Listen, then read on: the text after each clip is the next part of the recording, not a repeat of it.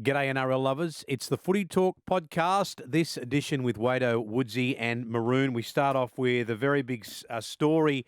Wado, firstly, welcome to you, because I'm going to get out of dummy half and go straight to Aaron Woods here because... The old faceball. Yeah, the Charity Shield in beautiful peaceful Mudgee over the weekend. Of course, the Rabbitohs 42-24 won the game. But reports now from Michael Chammas, who of course is part of the Triple M NRL team, that there was a bit of a dust-up between... your blokes, two of your blokes have had an altercation together in the early hours of the Sunday morning. What do you know?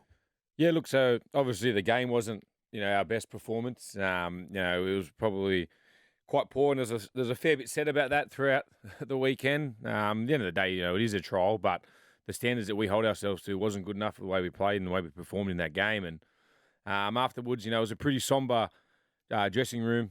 You've been in those before, Wader, when you're just really, lackluster in the game and you just can't help yourself. And we went back we were staying in a little hotel all together. And, we just said we were allowed to have a couple of beers because we don't play for 3 weeks now. We've got the bye round one and we don't play till the last Sunday of round one. And this will probably be the first opportunity that we do get to, probably first opportunity in a while that we get to, sit down and bunker in. And if we go out, one in all and we all stick together. So we just had a couple of beers there and we went out and then we ended up coming home and, the couple other boys just got a little bit rowdy, in the hotel room. And, it was similar to Latrell and Jack Whiten. Nothing, there's no police involvement or anything in it. Just a little bit of a, a little bit of argument with men. Then a little bit of wrestling happened and, afterwards we're all best mates again. The only thing is, though, Wado, the difference between the Jack White and Latrell one is with the Jack White and Latrell one, we've got two names. Let's have some names. Give us some names, Woodsy. I don't know the names, Maroon, because I was asleep in bed. Oh, you don't know who it was? I was asleep in bed, Right. mate. Okay. I'm one of the old boys in the club. I actually have heard that you've given up the alcohol for a while. I have. Thank God for that, Wado, because I was at home in bed. I've been off the beers for quite a while, and we sort of had, we had to set alarm because we're getting a bus back because it was in Mudgee as well, a little country town. So, look, honestly, we haven't really addressed it. We haven't trained yet. We're in tomorrow, so it's something we'll sit down and we'll talk about. Obviously, something that's happened on the Saturday early hours of Sunday morning, and I'm sure the players that's done something wrong, they'll address it to the group, and we'll see what from there. So let's be clear here. You've gone to Mudgee. Yep. You've been flogged on the football field. I mean, I don't want to drive the screws into you, but it's 26-0 at half time. Yep. South's put 40 on you blokes. You got a bit better toward the back end of the game.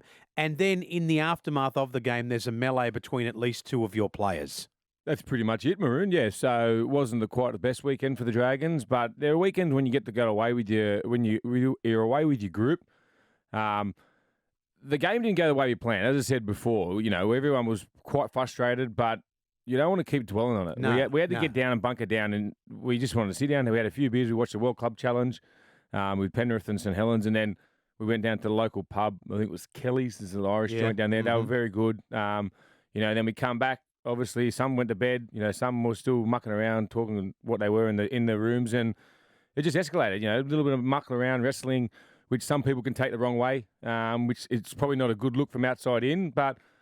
The next morning, everyone was sweet. We all got on the bus. The hotel staff were all perfect. They were really happy. They said, "Can't wait to see you again this time next year." So there was nothing. There was nothing broken, no damage, no nothing. It was just a couple of big humans or a couple of humans just mucking around and had too much to beer. Yeah, but it is, Wado, a hard way to start a season, isn't it? I mean, I'm around you blokes like you enough to know that all this can be put to bed and get on with it. It's not round one yet.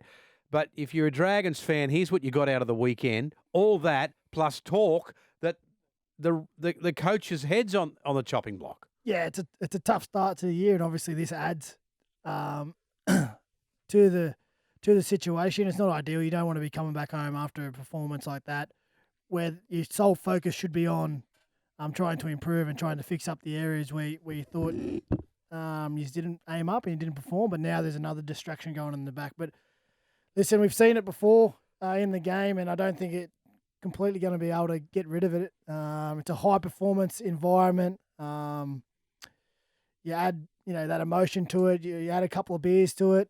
You add that performance. There's obviously a lot of frustrations amongst the players, and then sometimes it boils over. And again, it's the perception isn't great, but I've been around team environments long enough to know that, the boys will wake up feeling not great with themselves and pretty embarrassed. I've been in that situation myself.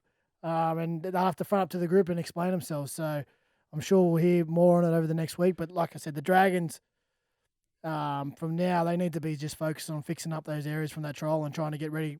They have an extra week on everyone. We're playing round one, and they drew the short straw and got the bye round one, which I certainly wouldn't like that to happen after a long preseason. But they get an extra week to prepare now, and they need to put this to bed and move on.